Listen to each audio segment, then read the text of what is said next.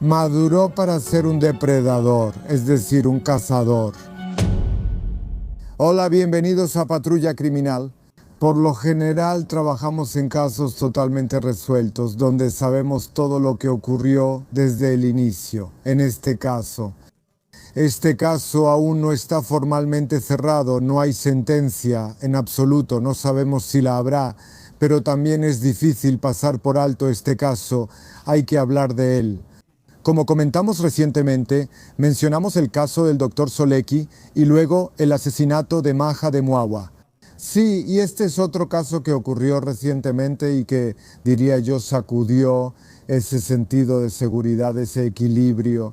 Porque todos normalmente en este tipo de casos se preguntan por qué pasó esto. Porque simplemente al no encontrar una explicación, la gente simplemente tiene miedo. Espero que de alguna manera logremos aclararlo hoy. Los invito a ver otro episodio.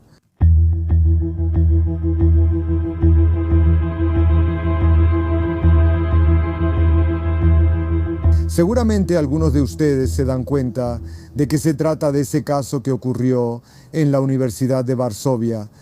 Eso es lo que nos sorprende, porque al igual que en el caso del Dr. Solecki, ahí el asesino era un hombre con uniforme, al fin y al cabo, un guardia penitenciario.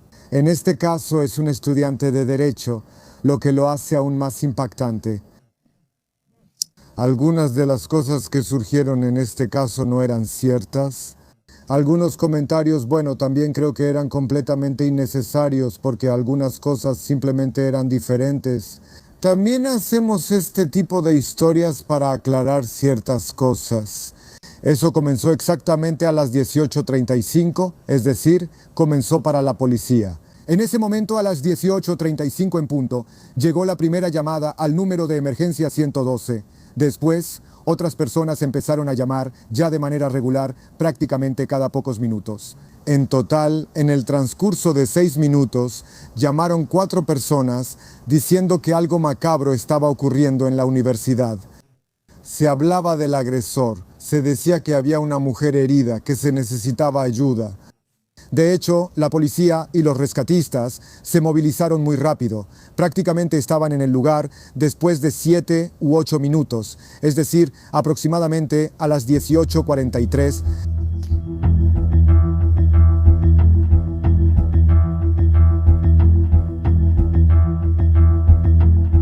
Mieszko, de 22 años, estudiaba en la Universidad de Varsovia, ya estaba en el tercer año de Derecho, y básicamente tenía, diría yo, una tradición familiar en eso, en general.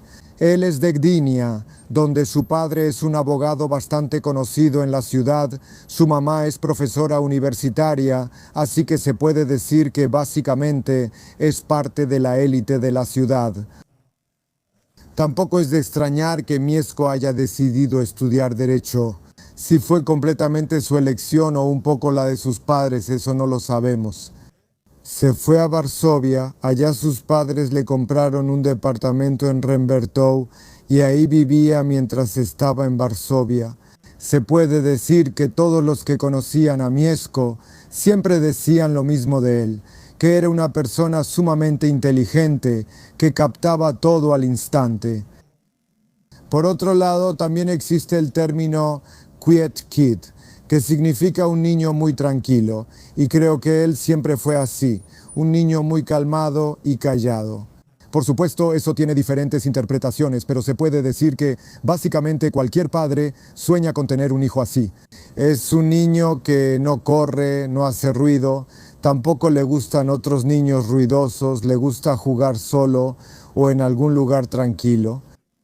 Evita a esos compañeros revoltosos de su edad. Dicen que hay niños así, digo dicen porque en mi familia no había, pero ya existe ese término, y así decían de Miłosz, que él es justamente ese tipo de quiet kid, un chico que es callado, tranquilo, que en realidad no se destaca en nada. Nunca causaba problemas, tal vez lo único era que se vestía de negro.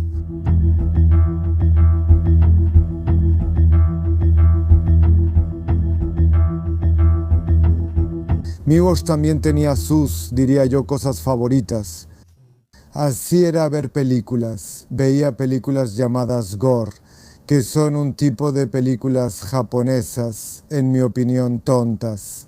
Son películas que muestran principalmente cómo se infligen las heridas.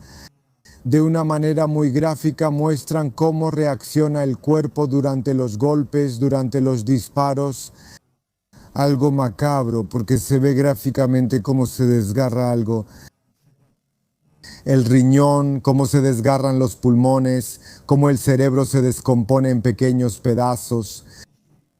Diría que es tonto, pero es una imagen tan gráfica de esa película y simplemente le gustaban esas películas.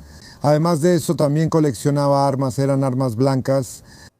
También le interesaba la criminología y se notaba que él como que funcionaba en ese mundo, que esas películas, la colección, sus pensamientos, ese es para él el mundo fundamental de una persona que abstrae de lo que sucede fuera de él sin buscar relaciones con otras personas.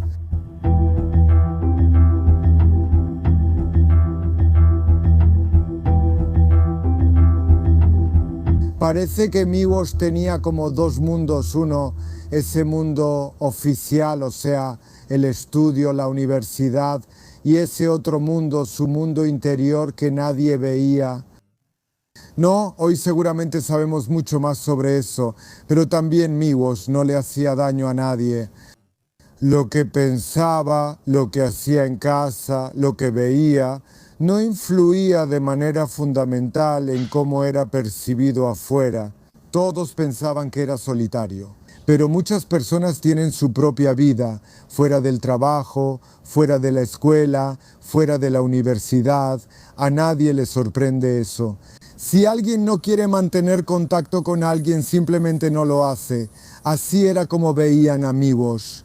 Y como es un chico inteligente, estudiar tampoco le resultaba ningún problema, así que muy seguido podía quedarse con su propia vida, que estaba llena de sangre y de todo tipo de cosas así, de ese tipo de películas, de esos horrores y de todo tipo de fenómenos de ese tipo, que probablemente durante mucho tiempo, porque no pasó de inmediato, pero probablemente durante muchos años, influyeron en su forma de pensar, en cómo creaba imágenes y que en consecuencia llevó a lo que después sucedió. Pues esa fascinación por todo eso, también la fascinación, según dicen, por la Unión Soviética, porque también tenía esa fascinación, hacía que de alguna manera se convirtiera en otra persona.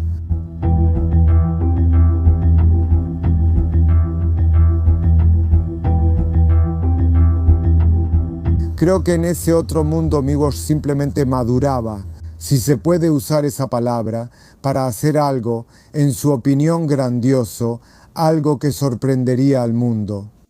Al leer sobre ese asunto me parece muy similar al que hicimos y del que hablamos. Es el caso de Cayetán, ¿lo recuerdan? Un joven de 27 años con una biografía similar, también de familia intelectual. Su padre era arquitecto y se dedicaba al equipamiento integral de interiores. Me refiero al padre de Cayetán. La mamá en ese entonces trabajaba en la Fiscalía General, hoy en día es la Fiscalía Nacional, así que se nota que tienen raíces sociales casi similares, por así decirlo. Y también Cayetán durante muchos años vivió con la convicción de que haría algo grande, que sorprendería al mundo. Quería ser un tipo de persona que estuviera desprovista de todo tipo de sentimientos y capaz de cualquier cosa. Llegó a la conclusión de que eso sería precisamente matar a una persona. Entonces mató a la maestra de italiano, luego le cortó la cabeza y la llevó a su departamento para comérsela. Bueno, quería deshacerse de todo tipo de escrúpulos, quería ser alguien invencible y grandioso. Creo que Miłosz pensaba de forma similar, porque Miłosz afirmó que ya había madurado lo suficiente como para ser un depredador, es decir, un cazador. Empezó a distinguir a las personas en dos categorías, como víctimas y depredadores. Él quería ser precisamente ese depredador.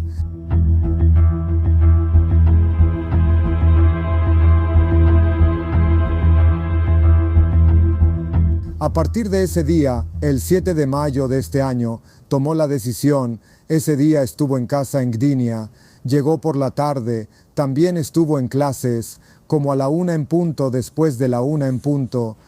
Luego caminó por Krakowskie Przedmieście, después entró al campus de la Universidad de Varsovia y luego estuvo en el Auditorio Maximum. Ahí en el auditorio estuvo durante 2 horas. Simplemente se sentó. En ese momento tenía una mochila con él. En esa mochila tenía un hacha, tenía una bayoneta y tenía una navaja, pero todo lo tenía empacado. Como dije, estuvo sentado durante unas 2 horas, probablemente pensando en lo que iba a hacer. Tal vez todo eso estaba creciendo dentro de él. Y aquí aparece la primera cosa que fue una falsedad, porque se decía que él andaba con esas cosas, o sea, con el cuchillo, la bayoneta, el hacha, que andaba por el campus de la universidad, que la gente lo veía. Nada de eso es cierto.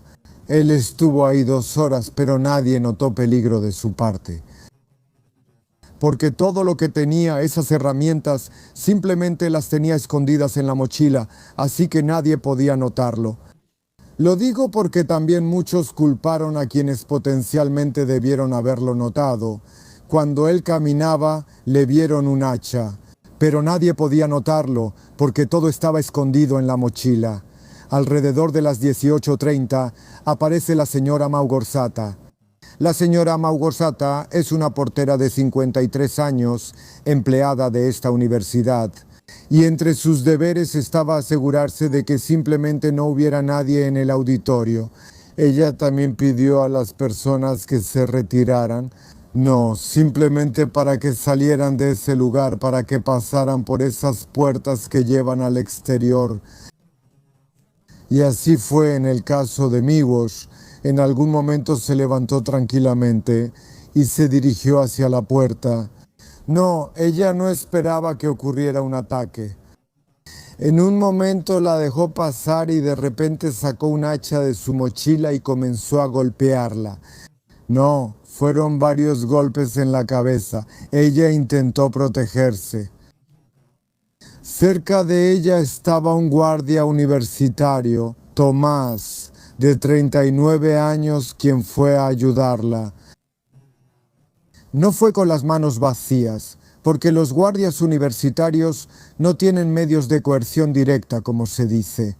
O sea, simplemente algún tipo de porra o gas para poder ayudarla de otra manera. Pero entonces Miłosz dirigió la agresión hacia él. De nuevo empezaron los golpes. Recibió un fuerte golpe en la cabeza.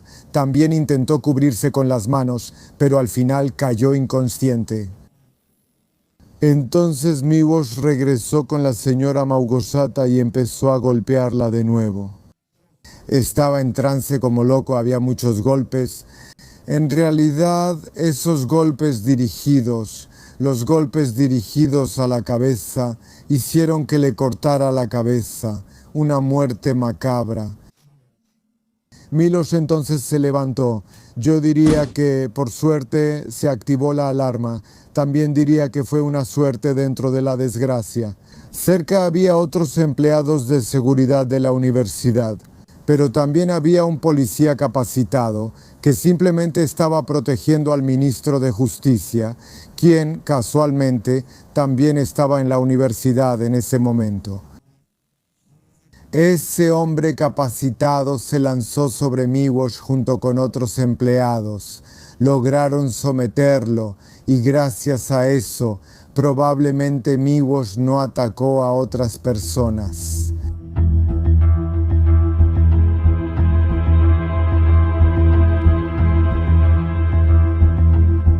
Por supuesto, antes de que esos empleados de seguridad y el trabajador del SOP, es decir, el Servicio de Protección del Estado, lograran someterlo, pasaron varios minutos y aquí otra vez.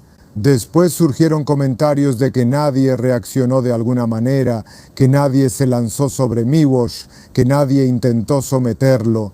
Pero yo pienso que eso simplemente no tendría sentido. En primer lugar, nosotros no estamos mentalmente preparados para este tipo de situaciones, para este tipo de agresión, para el hecho de que habrá que intervenir, Por otro lado, es bueno que nadie haya intervenido, porque habría sido como con el señor Tomás, simplemente habría habido más víctimas. Es difícil culpar a la gente o a los estudiantes porque solo había estudiantes y no intervinieron, ya que ¿qué podían hacer? El hecho es que algunos de ellos estaban grabando videos. También diría que grabar videos es una especie de mecanismo de defensa, porque sabemos que si le apuntamos el teléfono a alguien y le decimos que lo estamos grabando, a veces esa persona se calma. Normalmente la situación está controlada, pero con alguien tan furioso eso es imposible. Pero grabar quizás era de su parte como su única, digamos, defensa y la manera de mostrar que al menos están haciendo algo. Después de todo eso, cuando lograron calmar a Miłosz, el señor Tomás fue llevado al hospital. Su estado parecía ser muy grave. Luego resultó que salió de eso. No, tuvo muchísima suerte porque con esos golpes de hacha podría haber terminado trágicamente para él. Como con la señora Małgorzata, había sangre por todos lados y ella murió al instante. Era una empleada que ya llevaba varios años trabajando ahí, muy querida, una mujer alegre y tranquila.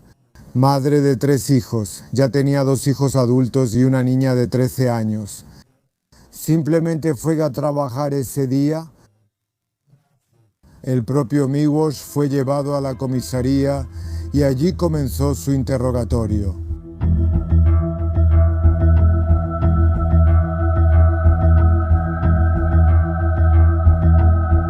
Resultó que Miłosz no estaba bajo los efectos del alcohol ni de las drogas. En este momento, Miłosz enfrenta cargos. Son cargos que indican que mató a la señora Małgorzata de una manera tan brutal.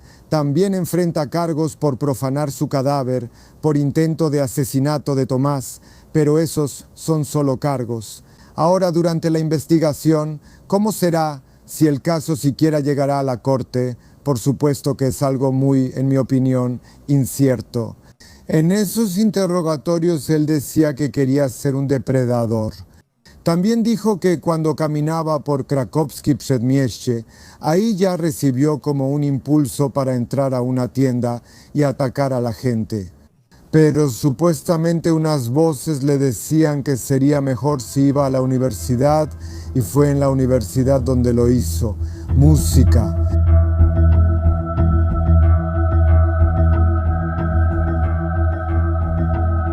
Claro, tras el asesinato de la señora Małgorzata se habló mucho del tema.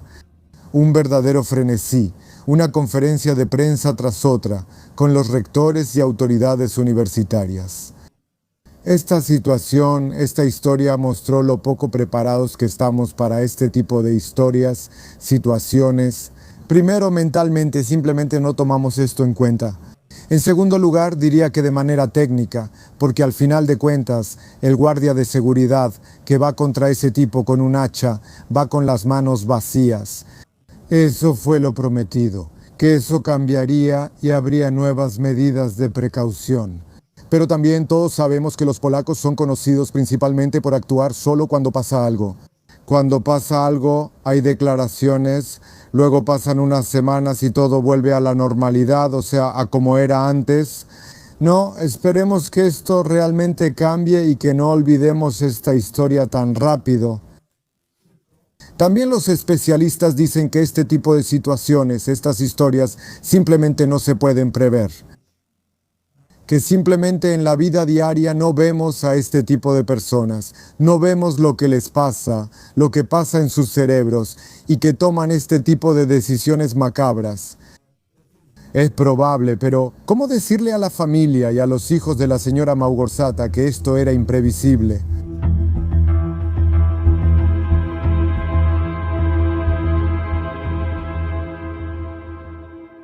No, parece que aquí muchas personas interpretarán este caso como Miłosza, como alguien que deformó su mente, que poco a poco hizo que cayera en alguna psicosis, paranoia, cayó en la locura, que simplemente se volvió enfermo mental. Si los médicos realmente dictaminan eso, lo veremos, porque no necesariamente tiene que ser así. Y el hecho de que alguien haya actuado en ese tipo de frenesí a veces no excluye que reciba una sentencia penal. Por supuesto, se enfrenta a cadena perpetua, y esa cadena perpetua es incondicional. Del que hablamos recientemente, también dijimos que son situaciones difíciles de prever, difíciles de diagnosticar. A menudo hablo de esto, cambiamos y básicamente no lo notamos, pero esos cambios existen. Y todo esto, estas historias de las que hablamos, son algo que es resultado precisamente de esos cambios. A veces nosotros mismos contribuimos. Yo también suelo decir que hemos reemplazado muchas cosas. Por ejemplo, en lugar de una conversación así, hay chat. En lugar de una reunión, hay videoconferencia. Y en lugar de trabajar en una oficina o en otro lugar, está el home office. O sea, simplemente estamos sentados. Es obvio que si una persona está a distancia, no existen esas relaciones normales, no hay conversaciones. A veces está bien simplemente pelearse, pero pelearse con una persona que está como a 20 centímetros de nosotros y no lejos. Lo sabemos porque muchas publicaciones que recibimos lo demuestran, que diferentes personas a veces ven las situaciones de manera distinta, pero eso también es algo obvio. Hoy esas velas frente a la Universidad de Varsovia ya no están. La universidad creo que ahora vive otros problemas. Hace poco leí que actualmente la batalla principal es por tener una cafetería ahí. Esto es muy importante ya que son problemas existenciales. Sin duda también opacan lo que sucedió. De hecho, también hubo una cita de una de las estudiantes que decía que esta lucha por la cafetería distrajo a la gente de la tragedia que ocurrió. Bueno, en mi opinión no debería ser así, porque no podemos prever que una historia similar pueda volver a ocurrir en algún lugar de Polonia. Y ya. En el episodio de hoy, suscríbanse y cuídense, nos vemos.